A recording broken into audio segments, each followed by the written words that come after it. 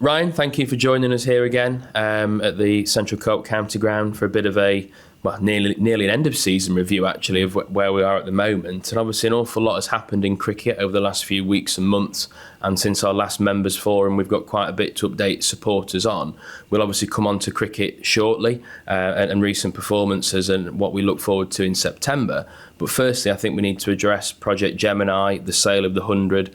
Obviously a project that the ECB have led on, but you've been involved in. Can you just update us on where we are with that at the moment? Yeah, it's been certainly 18 months, if not 2 years, really, and we've come to a conclusion now, and a really successful conclusion. And all credit to those involved, obviously, the senior team at the ECB. And I think from where we've got to, it's surpassed expectations, and a fantastic opportunity for professional clubs, but the recreational game as well, to build a really strong, sustainable future for the game. And of that money that's coming in, there are obviously several figures being bandied around in the media. I don't know if you can shed any further light on those figures, but they also come with guardrails and expectations from the ECB. Yeah, some guardrails. So, as for Derbyshire as a non-host, probably around about £24 million, and the guardrails around that are for debt repayment, building reserves, but also investment, commercial projects, capital investment, to hopefully, again, as I suggested, build a sustainable future for the game. So it's a fantastic opportunity for clubs such as Derbyshire. And having run a tight ship for a number of years, I think it's 10 or 11 years of profit out of the last 12, I think. And it's put us in a strong position. So we haven't got any debt repayment. There's certainly a number of clubs who really needed, Project Gemini to happen, and some of those funds to help them get out of a difficult situation. But we're kind of hitting the ground running, as it were, really. Debt free. We've just got a very small amount of debt on our on the Gateway mortgage, which is almost paid off, so pretty much debt free, as I suggested.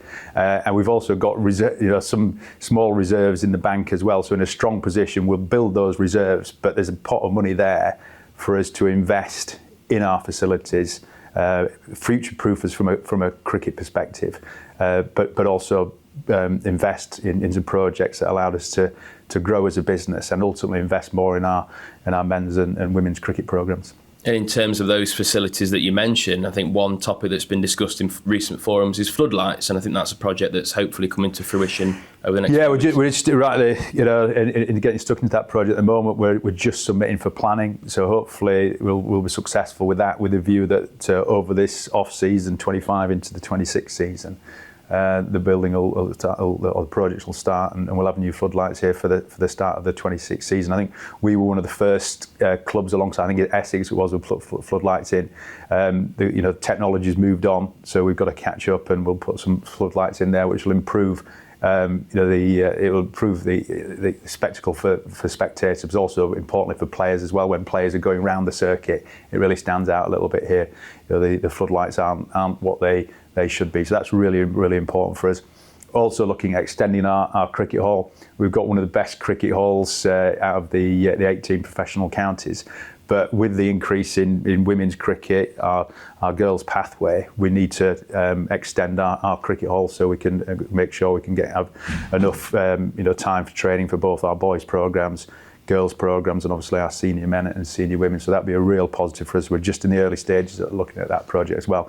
And then also this off-season, hopefully, we'll have 2 new digital screens within the ground as well. Those we've seen over the last few years. We've improved our toilet provision, a number of facilities such as multi-faith room. We put the new scoreboard in 2 or 3 years ago, and that's been a real positive. But there's a couple of screens that have absolutely come to their end of life. So hopefully for the start of the 26th season, we'll have 2 new screens as well, which will improve the experience for our members and spectators within the ground. And then more long term, looking at probably again enhancing our seating provision, but also a major project for us will be replacing the marquee at some point.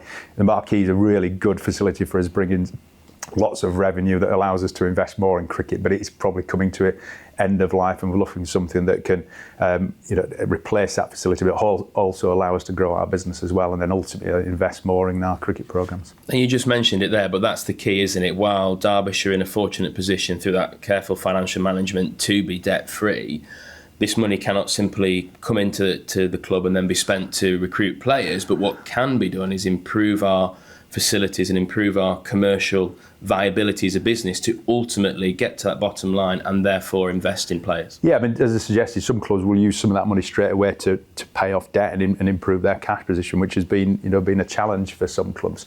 Will in effect hit the ground running, but just managing expectation as much as I'm sure members would love to use some of that money to bring in Pat Cummins or Jasprit Bumrah. It's not going to happen. We're going to do things as we've always done in a sustainable way and invest that money, say future-proof our facilities for cricket, but also allow us to grow in the business and over in a sustainable way rather than boom or bust. Invest more in our cricket.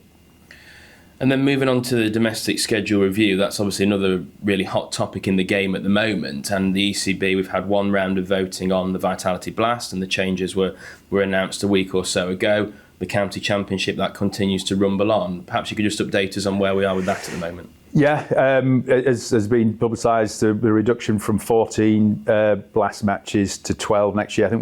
I think well publicised. Certainly those who've attended our forums in recent months will know that we were keen to retain 14 matches, but that decision has been made. The game has made that decision, and we'll look to continue to maximise the opportunity that those Blast matches bring. In terms of the County Championship and One Day Cup, that discussion's still ongoing. There's a meeting in the next couple of weeks, and we'll find out a little bit more about what ultimately the game will be voting on, whether there will be a reduction or if there isn't or isn't a reduction, what the structure of the competition looks like as well. So still it's still to be confirmed exactly how that's going to look. But I think certainly in the next couple of weeks, I think there'll be a vote on what the County Championship will look like for next year, and then on the back of that, a decision will be made on the structure and format of the One Day Cup.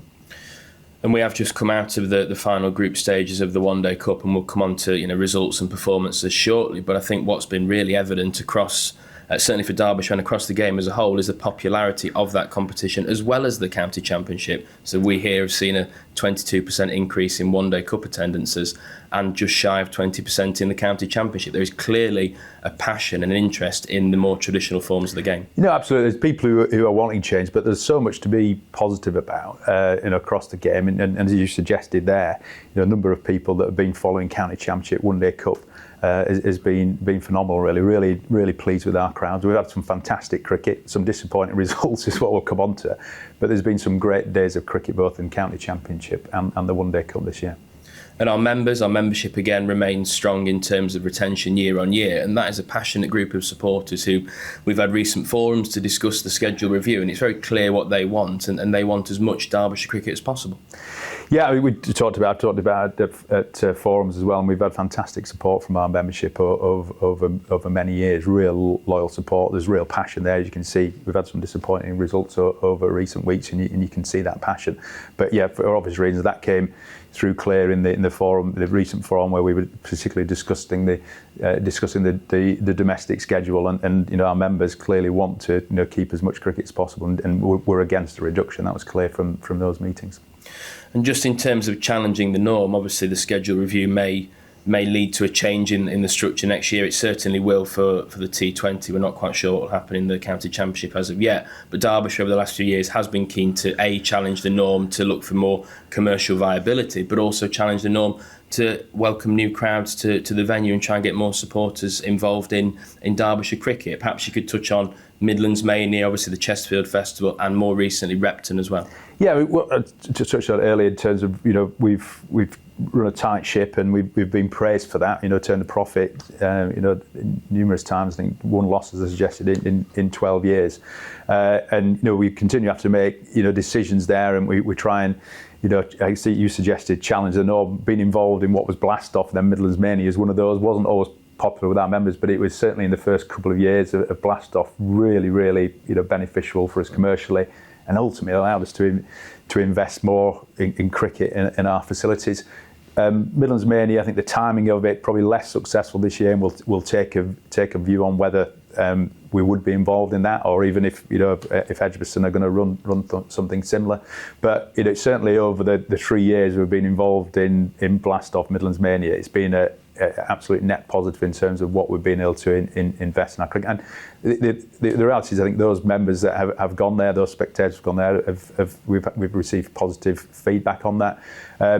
Chesterfield Festival, continues to be one of the highlights of the cricketing summer here in Derbyshire, and lots of people across the country still visit there.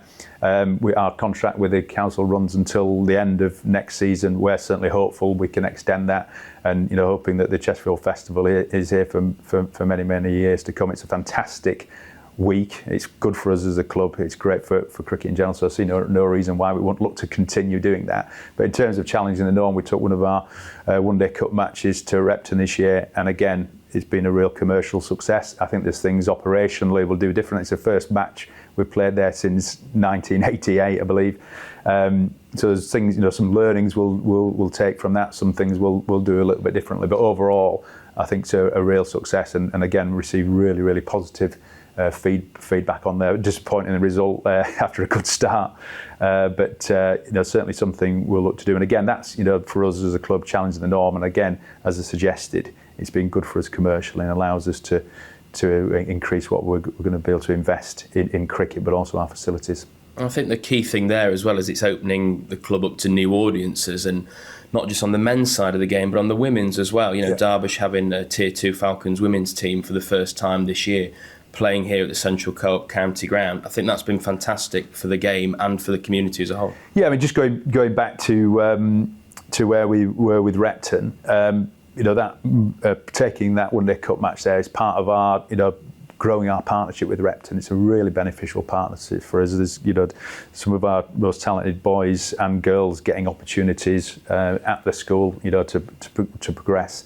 their more time, within the Repton cricket programme. That's had benefits, to our boys and girls pathway, and ultimately that feeds into our men's and women's programme. So we've played second team fixtures there, we've played women's fixtures there, we've played boys and girls pathway fixtures there. So taking that fixture was just an extension of that partnership, and as I say, it's worked well commercially for both the school and Derbyshire as well, and so that will continue. And again, some of these decisions we're making in terms of having whether it's Midlands Mania or Blast Off, whatever the title of it is that year, taking matches to Repton, what we do at Chesterfield, it's allowing us to grow as a club and hopefully bringing success to our men's and women's teams.